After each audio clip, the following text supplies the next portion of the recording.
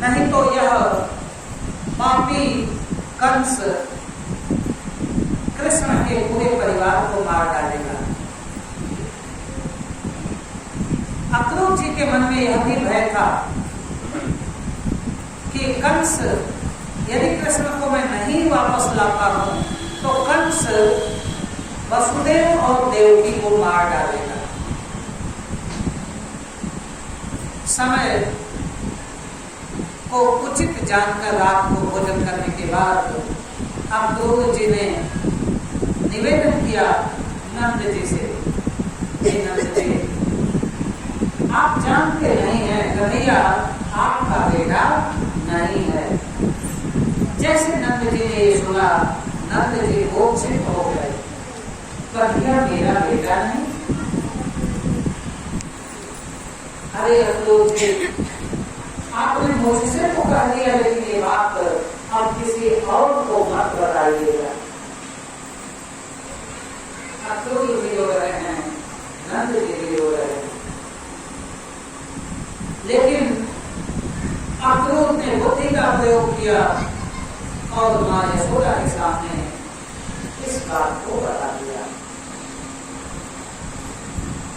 मैया मूर्छित हो गई। जैसे ही थोड़ा होश आया अक्रूर को बुलाना देती हुई कहती है कि अरे अक्रूर तुम्हारा नाम ही किसी ने गलत रख दिया है, तुम अक्रूर नहीं हो, तुम क्रूर हो। एक माता से कह रहे हो कि तुम्हारा बेटा नहीं है, तुम्हें तो सारे नरकों का पाप लगेगा। माता हो गई। अक्रूर कह रहे हैं कि यदि आप इसे मेरे साथ नहीं भेजती हैं तो कंस सभी को मार डालेगा। मैया कहती हैं लल्ला को मारेगा उससे पहले मैं मारी जाऊंगी, मेरे लल्ला को कोई छू नहीं सकता।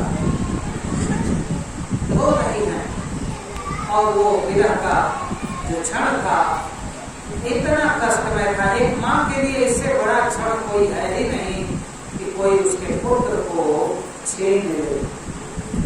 कृतिकाओं से कह रहे हैं नंदी जी कि ये पुत्र तो रुद्र का है, शिव जी का बेटा है, दे दो, नहीं तो जबरदस्ती ले जाना। माताएं रो रही हैं और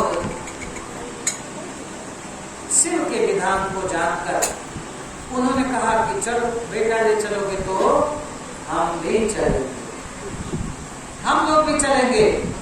ये जहां रहेगा कम से कम इसे देखकर मन दुखी नहीं होगा, ये लल्ला हमारी आंखों के सामने तो होगा। वो 6 माताएं जिन्होंने उस बालक को जन्म नहीं दिया था लेकिन दूध पिलाया था, उस बच्चे पर अपना प्यार लुटाया था, अब वो इस भाव में दुखी है, आंखों से पानी बह रहा है। लेकिन भोलेनाथ की इच्छा समझकर रथ पर सवार हुई। सारे देवतागण को अलग से पूछा, मिल गया बेटा मिल गया, आप तारका चौक से लड़ लेंगे। सब अपने मतलब में है और देवता तो पहली लाइन में है मतलब में।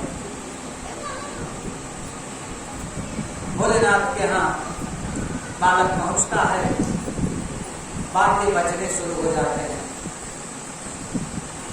आनंद बाजे, ढोलक है, तबला है, जिसका ऊपर मुंह चमड़े से बंद कर दिया गया, आनंद है। ताल